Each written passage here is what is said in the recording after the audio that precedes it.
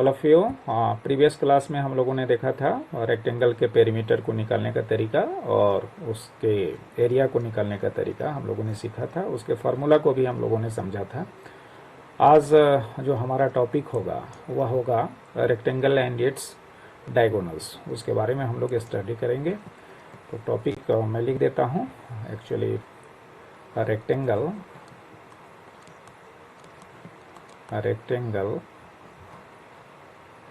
and its diagonals।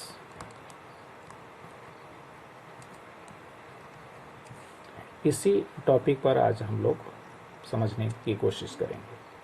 सबसे पहले एक रेक्टेंगल बना लेता है। यहाँ पर इसका नाम भी दे देता हूँ। रेक्टेंगल का नाम हो गया यहाँ पर ABCD।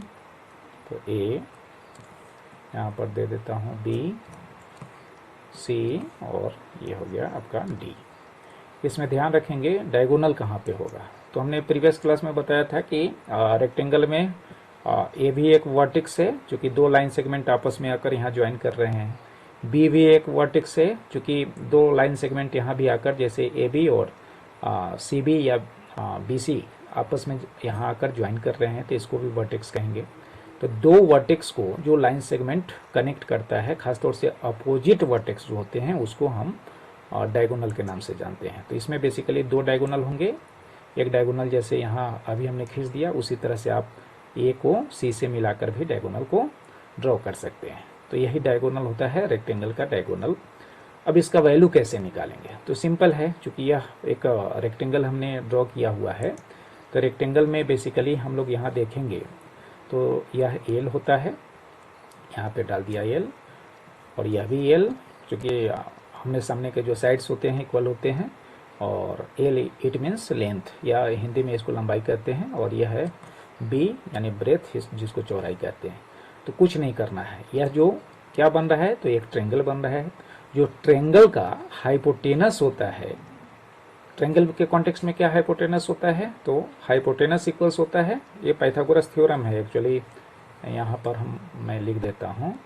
कोई भी ट्रेंगल अगर ड्रॉ करेंगे, सपोज करें कि इस तरह का एक ट्रेंगल हम ड्रॉ कर लेते हैं, लेकिन ध्यान रखना है कि ट्रेंगल जो होना चाहिए वो राइट एंगल ट्रेंगल होना चाहिए। नाम दे देता हूँ EFG, EF और G। तो इसमें आपका यह काम करेगा पाइथागोरस थ्योरम।